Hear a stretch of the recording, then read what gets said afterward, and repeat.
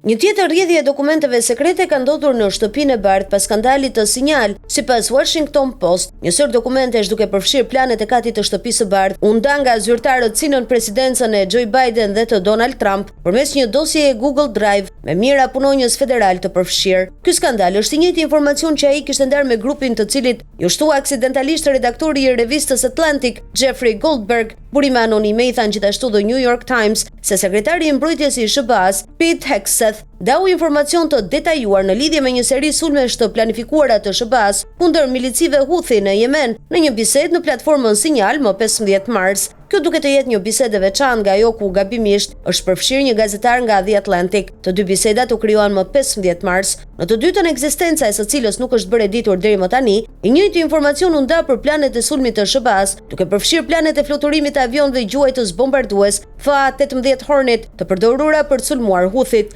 Burimet thanë se në bisedën e dytë është përfshirë edhe gruaja e Hegseth, si dhe vëllai i tij dhe avokati i tij personal. Gruaja e tij, Jennifer, një ish producente e Fox News, nuk është punonjëse e Pentagonit, megjithëse e ka shoqëruar të shoqin në më shumë se një udhtim jashtë vendit. Vëllai i tij, Phil, dhe Tim Parlatore, avokati personal i Hegseth, kanë detyra të veçanta në departament, megjithëse ata nuk janë të lidhur me operacionet e SBA-s në Yemen. Ish veterani dhe ish prezantuesi televiziv, tani në krye të njërit prej dikastereve më të rëndësishme në botë, kanë ndarë në një bisedë private informacione të klasifikuara mbi sulme ushtarake. Në grupin e ri në Sinjal me emrin Defense, Tim Huddle, ndodheshin vëllai i tij Phil, avokati Tim Parlatore, këshilltar dhe besnik i Hegseth, dhe bashkëshortja e ministrit të mbrojtjes, Jennifer Rocket, ish producente në Fox News, e cila ka qenë më parë në qendër të polemikave për shkak të rolit të saj jo zyrtar, pasi ka shoqëruar bashkëshortin në udhëtime zyrtare dhe takime me përfaqësues të huaj. Asnjëri prej tyre nuk ka poste në Pentagon, nuk është pjesë e departamentit të mbrojtjes dhe përrjedhoi, nuk duhet ketë qasje në informacione kaq të ndjeshme